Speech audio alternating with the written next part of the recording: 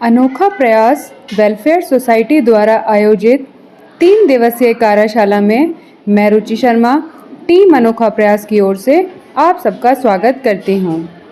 प्यारे बच्चों, इस कार्यशाला में तीनों दिन बताए गए टॉपिक को ध्यानपूर्वक समझें, क्योंकि कार्यशाला के अंतिम दिन तीनों दिन के टॉपिक से संबंधित टेस्ट लिया जाएगा और टेस्ट में 75% से अधिक अंक प्राप्त करने वाले विद्यार्थियों को सोसाइटी की तरफ से ऑनलाइन सर्टिफिकेट दिया जाएगा। इसलिए तीनों दिन वीडियो को ध्यानपूर्वक देखकर टेस्ट में दिए गए प्रश्नों को सावधानीपूर्वक हल करें। अब हम आज का टॉपिक शुरू करते हैं। आज का हमारा टॉपिक है परमाणु की संरचना। सबसे पहले बात आती है कि परमाणु क्या है। परमाणु पदार्थ की मौलिक इकाई होती है। क्या है परमाणु? पदार्थ की मौलिक इकाई। पदार्थ क्या है?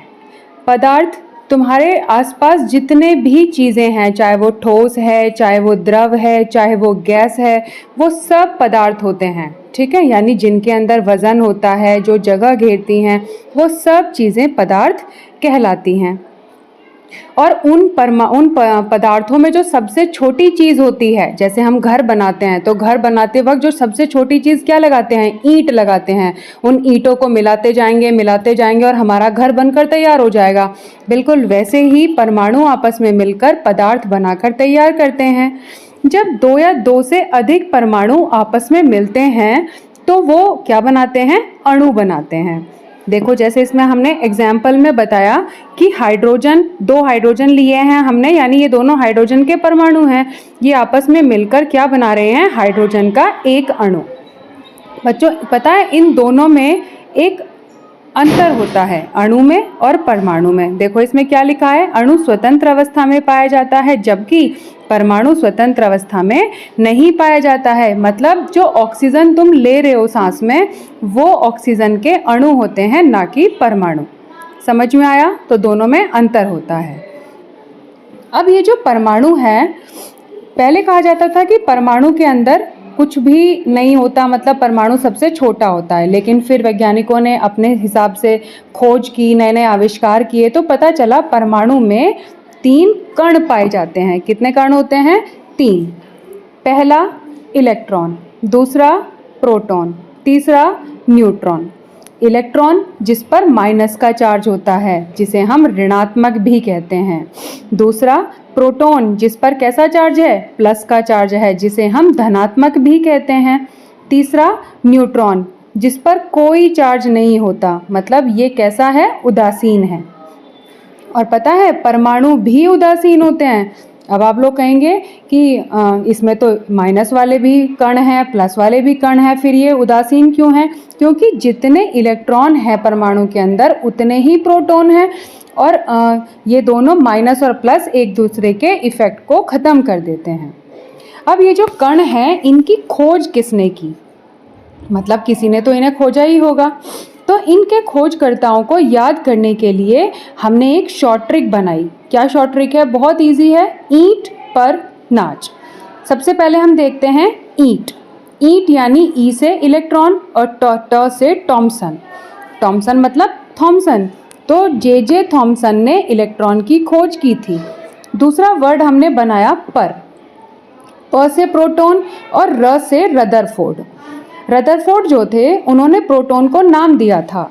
वैसे जो असली खोज की थी प्रोटॉन की, वो गोल्डस्टीन ने की थी। तीसरा शब्द आता है नाच। नाच, न से न्यूट्रॉन, च से चैडविक, मतलब चैडविक नाम के वैज्ञानिक ने न्यूट्रॉन की खोज की थी। तो इसके द्वारा, इस छोटी सी शॉर्ट ट्रिक के द्वारा आप लोग देख सकते हैं कि आप ये बता सकते हैं कि किसने किसकी खोज की, और इसे इजीली आप याद भी कर सकते हैं। ठीक है। अब ये जो हमारा परमाणु होता है, वो देखने में कैसा होता है? बीच में एक गोल संरचना होती है, नाभिक कहते हैं, जिसके अंदर क्या है? ये तुम्हारा नाभिक हो गया। ठीक है। नाभिक में क्या क्या है? प्रोटॉन है, न्यूट्रॉन है। इस नाभिक के चारों ओर आपको ये दिखाई दे रहे होंगे, ये बनी हुई हैं गोल गोल से, ये कक्ष हैं। ये वो कक्ष हैं जिनमें इलेक्ट्रॉन घूमते रहते हैं, बिल्कुल वैसे जैसे क्या कहते हैं, सूरज के चारों ओर पृथ्वी चक्कर लगाती है, बाकी ग्रह चक्कर लगाते हैं, वैसे ही ये इलेक्ट्रॉन नाभिक के चारों ओर चक्कर लगाते रहते हैं। जितने अंदर इस नाभिक में जितने प्रोटॉन होंगे उतने ही इलेक्ट्रॉन बाहर बाहर चक्कर लगाते रहते हैं। ठीक है, अब बारी आती है कि परमाणु क्रमांक किसे कहते हैं। किसी भी परमाणु के नाभिक में उपस्थित प्रोटॉनों की संख्या, ठीक है, नाभिक में बताया प्रोटॉन है, जितने प्रोटॉन होंगे वही उसका परमाणु क्रमांक होता है। तो परमाणु क्रमांक को हम Z से दिखाते हैं। किससे दिखाते हैं? Z से। तो परमाणु क्रमांक किसके बराबर होगा? प्रोटॉन। और अभी मैंने बताया कि प्रोटॉन और इलेक्ट्रॉन बराबर होते हैं, मतलब परमाणु क्रमांक जो है वो उसमें किसी भी परमाणु में उपस्थित इलेक्ट्रॉन और प्रोटॉन की संख्या के बराबर होता है। जैसे फॉर एग्जाम्पल सोडियम है, सोडियम जिसका कि परमाणु क्रमांक क्या है? 11। इसका मतलब इसमें 11 ही इलेक्ट्रॉन होंगे। कितने होंगे? 11। और प्रोटॉन भी 11 होंगे। समझ में आया? अगर हम किसी भी चीज़ का प्रोटॉन और इलेक्ट्रॉन निकालें तो उसके तीनों चीज़ें हमेशा बराबर होती है। ठीक है बच्चा। अब बारी आती है द्रव्यमान संख्या। द्रव्यमान संख्या किसी परमाणु के नाभिक में उपस्थित प्रोटॉन तथा न्यूट्रॉन की संख्या का योग उसका द्रव्यमान संख्या कहलाती है। देखो जैसे इसमें दिया है, ये द्रव्यमान संख्या में देखो, ऊपर देखो, इसके नाभिक में अंदर दो दो चीज़ें हैं। यहाँ पर प्रोटॉन है, न्यूट्रॉन है। तो जितने न्यूट्रॉन हैं और जितने प्रोटॉन हैं उनका योग द्रव्यमान संख्या होगा। ये दिया हुआ है इसमें, जिसे हम A से दिखाते हैं। ये A बराबर P+N दिया हुआ है। तो यहाँ पर ये क्या कहते हैं, प्रोटॉन और न्यूट्रॉन का जोड़ जो होगा वो क्या होगा? इसकी द्रव्यमान संख्या होती है। ये हो गया इसका, यहाँ पर इसकी द्रव्यमान संख्या होती है। तो जैसे सपोज करो हम यहाँ पर ये सोडियम ही ले लेते हैं, चलो समझने के लिए। ये हमारा सोडियम है। तो अभी मैंने इसमें बताया कि परमाणु क्रमांक इसका कितना है? 11। तो इसमें इलेक्ट्रॉन कितने हो गए? कितने इलेक्ट्रॉन हुए? 11। प्रोटॉन कितने हुए? 11। अब न्यूट्रॉन कैसे निकालेंगे बच्चा? न्यूट्रॉन निकालने का तरीका होता है कि इसकी द्रव्यमान संख्या में से हम परमाणु क्रमांक माइनस कर देते हैं। द्रव्यमान संख्या होती है सोडियम की 23। कितनी होती है?